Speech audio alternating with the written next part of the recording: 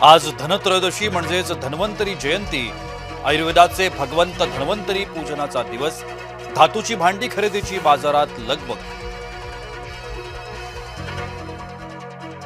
पूरग्रस्तांसाठी 1356 कोटींचा निधी जाहीर।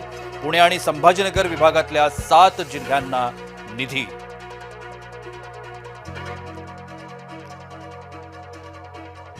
शेकापचे जयंत पाटील मारहाण प्रकरणी दोषी। पत्रकार मारहाण प्रकरणी महाराष्ट्रात महत्त्वाची घडामोड। बेस्ट कर्मचाऱ्यांमध्ये आनंदाचं वातावरण। दिवाळीत मिळणार 31,000 रुपयांचा बोनस। 23,596 अधिकारी कर्मचाऱ्यांना बोनस जाहीर।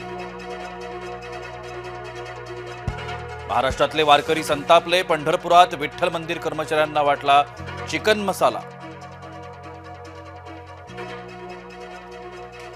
अनिल कुमार पवार यांना सर्वोच्च न्यायालयाचा दिलासा। सर्वोच्च न्यायालयानेही ठरवली पवार यांची अटक बेकायदा। रेल्वे आरक्षणाची वेबसाईट कोलमडली। दिवाळी आणि छठ निमित्त प्रवास करणाऱ्यांची मोठी गैरसोय। पुण्यात शिवसेनेची आढावा बैठक। स्थानिक निवडणुकांसाठी शिवसेनेकडून पुण्यात स्वबळाची चाचपणी। डॉक्टर श्रीकांत शिंदे राहणार उपस्थित। कुणाला ताटातलं हिरावू देणार नाही, धनंजय मुंडे यांचं मराठ्यांना आव्हान। जरांगे नव्हे दरिंदे पाटील, छगन भुजबळ यांचा आजवरचा सर्वात तीक्ष्ण हल्ला।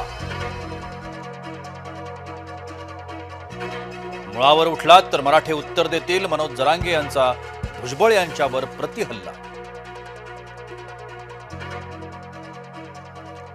मनसेचा दीपोत्सव ठरला ठाकरेंचा कुटुंब सोहळा। कौटुंबिक स्नेहमिलनामुळे शिवतीर्थावर फटाक्यांची आतिषबाजी। भुजबळांच्या फटकेबाजीतून विखेंचीही सुटका नाही। सहयोगी मंत्री विखे जरांगे यांना शरण गेल्याचा भुजबळांचा आरोप। आपण केवळ प्रक्रियेला गती देतोय, राधाकृष्ण विखेंची भुजबळांच्या आरोपावर प्रतिक्रिया।